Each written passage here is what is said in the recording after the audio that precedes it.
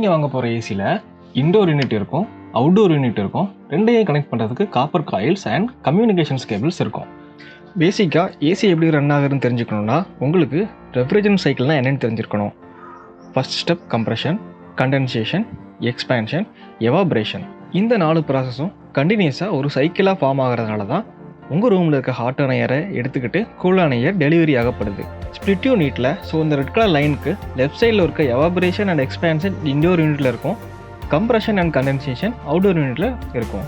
Room டெம்பரேச்சரை கம்மி பண்ணுறதுல முக்கியமான வேலை பார்க்குறது ரெஃப்ரிஜரண்ட், அதாவது ஹைட்ரோக்ளோரோஃப்ளோரோ கார்பன். நிறைய டைப் ஆஃப் ரெஃப்ரிஜரண்ட் இருக்குது.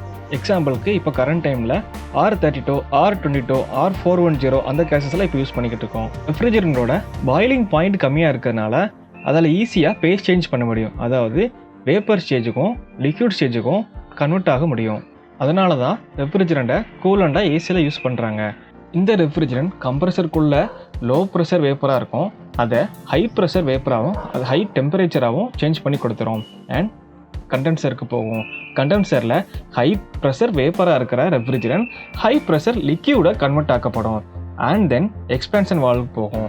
எக்ஸ்பேன்ஷன் வால்வில் ஹை ப்ரெஷர் லிக்யூடாக இருக்கிற ரெஃப்ரிஜரண்ட் லோ ப்ரெஷர் லிக்யூடாக அண்ட் லோ டெம்பரேச்சர் லிக்யூடாக மாற்றப்படும். And then evaporation. இதில் low temperature liquid low temperature வேப்பராக கன்வெர்ட் ஆக்கப்பட்டு திருப்பி கம்ப்ரஸருக்கே போகும். இந்த சைக்கிள் கண்டினியூஸாக நடக்கிறதுனால தான் ரெஃப்ரிஜரண்ட் அவுட்டோர் சைடில் டெம்பரேச்சர் அதிகமாகவும் இன்டோர் சைடில் டெம்பரேச்சர் ரொம்ப கம்மியாகவும் இருக்கும். இன்னும் சிம்பிளாக சொல்லணும்னா, நீங்கள் எக்ஸாம்பிளுக்கு 25 டிகிரி செல்சியஸ் நீங்கள் செட் பண்ணுறீங்க அப்படின்னா இன்டோரில் இருக்கிற ஃபேனு ரூமில் இருக்க காற்றை செட் பண்ணி காயில் மேலே பட வைக்கும். அந்த காயில் ஆல்ரெடி கூலாக இருக்கிறதுனால ஹீட் ட்ரான்ஸ்ஃபர் நடக்கும். ஹீட் ட்ரான்ஸ்ஃபர் நடக்கிறதுனால காற்று இருக்க டெம்பரேச்சர் கம்மியாக்கப்படுது, உங்களோட ரூமுக்குள்ளே கூலான ஏர் டெலிவரி ஆக்கப்படுது. ஸோ இதனால தான் ரூமோட டெம்பரேச்சர் கம்மியாக்கப்பட்டு நீங்கள் செட் பண்ண டெம்பரேச்சருக்கு மாற்றப்படுது. ஓகே, உங்களுக்கு பேசிக்ஸ் தெரிஞ்சிருச்சு. இப்போது இம்பார்ட்டன்ட் ஃபேக்டர்ஸ் பார்த்துடலாம். Ton of refrigerant, cooling kilowatt, power consumption, யூனிட்டோட size, suitable place, drain point, power supply, maintenance, service and price. லிஸ்ட்டில் இருக்க எல்லாத்தையும் ஒவ்வொன்றா பார்க்கலாம். ஃபஸ்ட்டு நம்ம பார்க்க போகிறது டன் ஆஃப் ரெஃப்ரிஜரண்ட். எத்தனை டன் ஏசி போட்டால் நமக்கு சூட்டபுளாக இருக்கும் அப்படிங்கிற டவுட்ஸ் எல்லாத்துக்குமே இருக்கும். அதை சிம்பிளாக சொல்லிடுறேன். அதுக்கு முன்னாடி ஒரு டன் அப்படின்னா என்னென்னு பார்த்துடலாம். 1000 கிலோ ஐஸை 0 டிகிரி செல்சியஸில் 24 மணி நேரத்தில் உருக்கிறதுக்கு தேவையான வேலைத்திறனை தான் ஒரு டன் அப்படின்னு சொல்கிறோம். இப்போ விண்டோவில் இருக்கிறது யூனிட் ஆஃப் ரெஃப்ரிஜரேஷன். ஒரு டன்னா 3.5 கிலோவாட், அதுதான் கூலிங் கிலோவாட்னு சொல்லுவாங்க. உங்கள் ரூமை கூல் பண்ணுறதுக்கு எவ்வளோ டன்னேஜ் வேணுங்கிறத தெரிஞ்சுக்கிறதுக்கு உங்கள் ரூமில் எது வழியால் ஹீட் ஜென்ரேட் ஆகுங்கிறத நம்ம தெரிஞ்சுக்கணும். சோலார் கெயின், அதாவது சன்லேருந்து வர சூரிய வெப்பம் நம்மளோட சுவத்தில் பட்டு வால் வழியாக ஹீட் ட்ரான்ஸ்ஃபர் ஆகும். அண்ட் கிளாஸ் இல்லைனா எனி டைப் ஆஃப் பார்ட்டிஷன் பண்ணியிருந்தீங்கனாலும் அது வழியாக நமக்கு ஹீட் ட்ரான்ஸ்ஃபர் ஆகும். அதுபோக எத்தனை பீப்புள்ஸ் உங்களோட ரூமில் இருக்கிறாங்க, எவ்வளோ பேர் ஆக்குபெண்ட்டாக இருப்பாங்க, அதை பொறுத்தும் உங்களோட ஹீட் ஜென்ரேட் ஆகும்.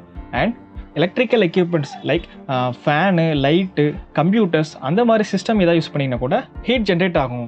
அதனால இதோட எல்லா லோடையும் எடுத்து நான் ப்ராப்பராக கால்குலேட் பண்ணி உங்களுக்கு தேவையான கூலிங் லோடை கண்டுபிடிக்கணும். இதை தான் ஹீட் லோட் கால்குலேஷன் சொல்லுவாங்க. இதெல்லாம் எனக்கு தேவையில்லை, எனக்கு ஈஸியாக எதாவது சொல்லுங்கள் அப்படின்னா தம்ப் ரூல் சொல்கிறேன். நீங்கள் உங்களோட வீட்டுக்கு 120லேருந்து 150 ஸ்கொயர் ஃபீட் வரைக்கும் ஒரு டன் போய்க்கலாம். அண்ட் கமர்ஷியலாக இருந்துச்சுன்னா நீங்கள் 100 ஸ்கொயர் ஃபீட்டுக்கு ஒரு டன் அந்த ரேஞ்சில் கால்குலேட் பண்ணி உங்களுக்கு தேவையான டன்னேஜை ஃபிக்ஸ் பண்ணிடுங்க. அடுத்து நம்ம பார்க்க போகிறது பவர் கன்சப்ஷன் இல்லைனா ஸ்டார் ரேட்டிங். என்ன ஸ்டார் ஏசி வாங்கலாங்கிறது கன்ஃபியூஷன் உங்கள் எல்லாத்துக்குமே இருக்கும். அதை இப்போ பார்க்கலாம். ஸ்டார் ரேட்டிங் அப்படின்னா வேற ஒன்றும் இல்லை, அதிகமான ஸ்டார் ரேட்டிங் உள்ள கம்ப்ரஸர்ஸ் கம்மியான பவர்லேயே ரன் ஆகும். அதனால உங்களோட எலக்ட்ரிசிட்டி சார்ஜ் கம்மியாக்கப்படும். உங்களோட பட்ஜெட் கம்மியாக இருக்குன்னா நீங்கள் தாராளமாக 3 ஸ்டார் ஏசியை போய்க்கலாம். உங்களோட பட்ஜெட் பிரச்சனை இல்லை அப்படின்னா நீங்கள் 5 ஸ்டார் போய்க்கலாம். அண்ட் சம் பிராண்ட்ஸ் பொறுத்து சின்ன சின்ன ஃபெசிலிட்டிஸ் 5 ஸ்டாரில் ஆட் பண்ணியிருப்பாங்க. அடுத்து நம்ம பார்க்கும்போது ரொம்பவே முக்கியமான ஃபேக்டர் யூனிட்டோட சைஸு. நீங்கள் செலக்ட் பண்ணுற ஏசியோட யூனிட்டோட சைஸு அதோட கெப்பாசிட்டியை பொறுத்து மாறும். நீங்கள் உங்களோட ஏசியோட மாடல் நம்பரை அண்ட் ஸ்பெசிஃபிகேஷனை செக் பண்ணிங்கன்னா யூனிட்டோட சைஸ் இருக்கும். அதை உங்கள் வீட்டில் மவுண்ட் பண்ண முடியுமான்னு செக் பண்ணிக்கோங்க. உங்களுக்கு சைஸ் தெரியல அப்படின்னா இன்டோர் யூனிட்டோட சைஸ் என்னன்னு நீங்கள் வாங்குற ஷாப்பில் கேட்கலாம். இல்லைனா ஆன்லைனில் எல்லா பிராண்டோட கேட்லாக்ஸுமே அவைலபிளாக இருக்குது, நீங்கள் கிராஸ் செக் பண்ணிக்கலாம். அடுத்து நம்ம பார்க்க போகிறது ட்ரெயின் பாயிண்ட். ட்ரெயின் பாயிண்ட்னா என்னென்னு பார்க்குறதுக்கு முன்னாடி கண்டென்சேஷன் ப்ராசஸ் அப்படின்னு என்னென்னு பார்க்கணும். அதாவது காற்றுல எப்போதுமே வாட்டர் வேப்பர்ஸ் இருக்குங்கிறது உங்களுக்கு எல்லாம் தெரியும். இன்டோரில் ஹீட் ட்ரான்ஸ்ஃபர் நடக்குங்கிறது முன்னாடியே சொன்னேன்.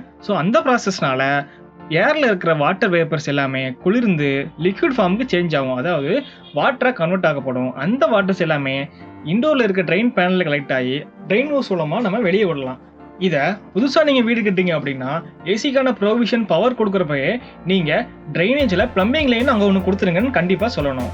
இந்த ஃபெசிலிட்டிஸ் பண்ணாத வீடுகளில் பார்த்தீங்கன்னா ட்ரெயின் லைன் எல்லாமே லாஃப்ட்டுக்கு மேலேயும் இல்லைனா சுவத்தை உடச்சி வெளியிலையும் இல்லை பாசம் பிடிச்சி போய் உங்களோட சுவத்தை நாஸ்தி ஆக்கிரும். ஆல்ரெடி இருக்க எக்ஸிஸ்டிங் ஹவுஸில் தான் நீங்கள் மாட்ட போகிறீங்க அப்படின்னா உங்களோட ட்ரெயின் லைனை ப்ராப்பராக ஒரு பைப் போட்டு அந்த இடத்துல ஒரு பூச்செடி வச்சு அங்கே விட்டுருங்க.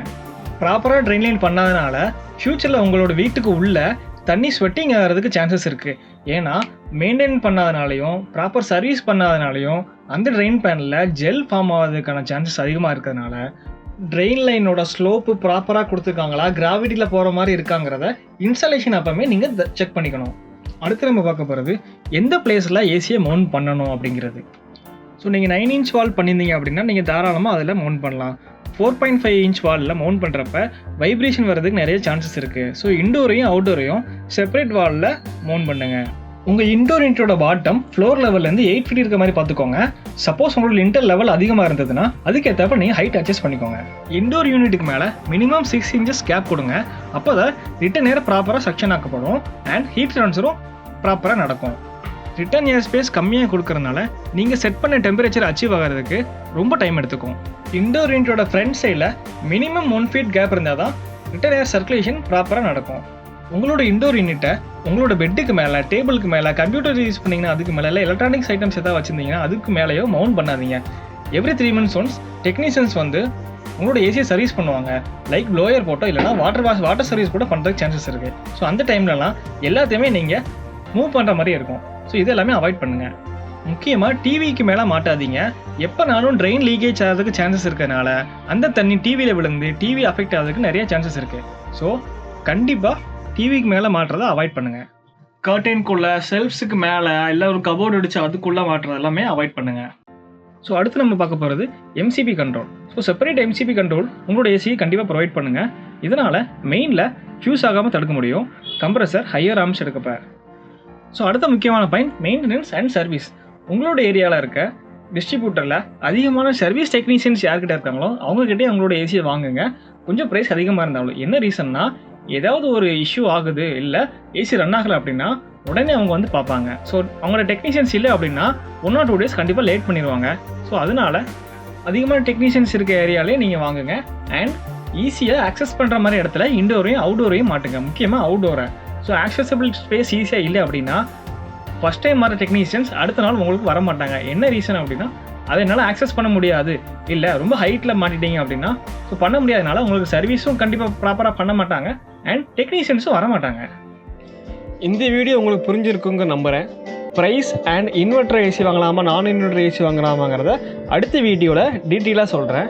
நாங்கள் ஆப்டிமஸ் டிசைன் கப் நாங்கள் architectural, interior, HVAC, electrical, plumbing, fire fighting and structural designs பண்ணித்தரோம். உங்களோட ரெக்யர்மெண்ட்டுக்கு நீங்கள் தாராளமாக எங்களை கான்டாக்ட் பண்ணலாம். வீடியோ பிடிச்சிருந்தா மறக்காமல் சப்ஸ்கிரைப் பண்ணுங்கள், பெல் ஐக்கானை கிளிக் பண்ணுங்கள். தேங்க்யூ.